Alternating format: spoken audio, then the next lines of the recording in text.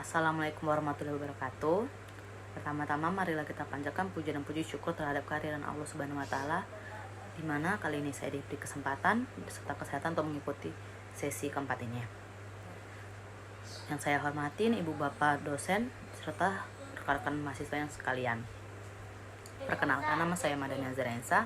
Saya dari Fakultas Ekonomi Prodi S1 Manajemen. Di sini saya akan membahas tentang COVID-19. COVID-19 adalah penyakit menular yang disebabkan oleh virus SARS-CoV-2. Bagian orang yang tertular COVID-19 akan mengalami gejala ringan maupun sedang, dan itu tidak perlu penanganan khusus, akan pulih dengan sendirinya. Tetapi jika seseorang yang terkena virus itu mengalami sakit parah, itu sangat dibutuhkan bantuan medis.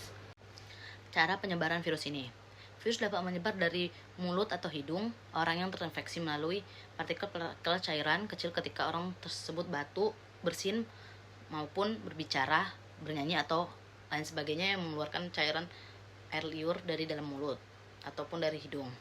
Partikel ini dapat berupa droplet yang lebih besar dari saluran pernapasan hingga aerosol yang lebih kecil. Kita dapat tertular melalui udara yang mengandung virus jika kita berdekatan dengan orang yang terinfeksi virus COVID-19 itu.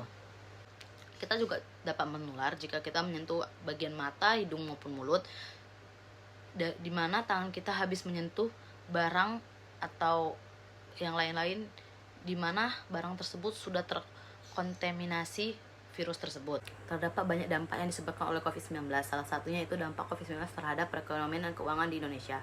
Virus COVID-19 di Indonesia terjadi sejak bulan Maret hingga saat ini. Hal ini menyebabkan berbagai dampak besar untuk berbagai sektor perekonomian kehidupan, terutama di bidang perekonomian. Menteri Keuangan Sri Mulyani Indrawati telah mengatakan dampak pandemi virus COVID-19 ini telah mengganggu stabilitas dari keuangan di Indonesia. Hal ini didukung oleh berbagai kebijakan yang ditetapkan untuk meminimalkan penyebaran COVID-19, yaitu pembatasan sosial atau biasa disebut social distancing, pembatasan perjalanan, penutupan perbatasan antar negara, pemberlakuan PSBB, penutupan sekolah-sekolah, kantor, bahkan isolasi suatu wilayah atau biasa disebut lockdown. Berbagai langkah tersebut disinyalir menyebabkan aktivitas ekonomi menurun drastis. Terlebih, aktivitas perekonomian ini terganggu dalam dua sisi sekaligus, yaitu dari sisi permintaan maupun penawaran. Dampak COVID-19 di bidang keuangan salah satunya di sektor pembiayaan membawa hal buruk yang sangat merugikan industri pembiayaan. Restrukturasi pembiayaan kepada debitur menyebabkan penurunan pendapatan perusahaan pembiayaan. Kesulitan penagihan angsuran kepada debitur dikarenakan dampak COVID-19 maupun larangan pemerintah daerah terhadap pembiayaan industri. Perusahaan pembiayaan juga harus melakukan pembayaran cicilan kepada perusahaan perbankan atas hutangnya, namun begitu besar jumlah customer yang melakukan restrukturasi. Gejolak ekonomi akibat COVID-19 menjadi momen yang bersejarah karena berdampak pada berbagai sektor, diantaranya membuat konsumsi rumah tangga atau daya beli yang menjadi penopang utama turunnya 60% terhadap ekonomi jatuh cukup dalam. Pandemi menimbulkan adanya ketidakpastian yang berkepanjangan sehingga investasi ikut melemah dan terhentinya usaha. COVID-19 juga berdampak pada pengelolaan keuangan negara hingga dilakukan perubahan APBN sebanyak 2 kali dan upaya pemulihan ekonomi nasional.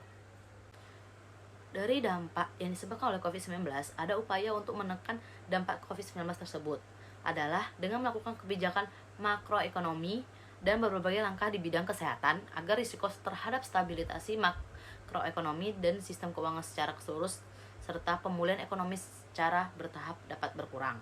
Keberhasilan langkah penanganan masalah COVID-19 menjadi faktor penentu yang sangat mempengaruhi berbagai risiko dampaknya ke perekonomian dan sektor keuangan, sehingga konsentrasi dan kerja sama seluruh komponen bangsa menjadi faktor penting keberhasilan penanganan krisis kesehatan ini. Apabila penanganan kesehatan itu membuahkan hasil, maka perekonomian Indonesia diperkirakan akan membaik karena COVID-19 sangat mempengaruhi gejolak perekonomian dan stabilitas keuangan di Indonesia.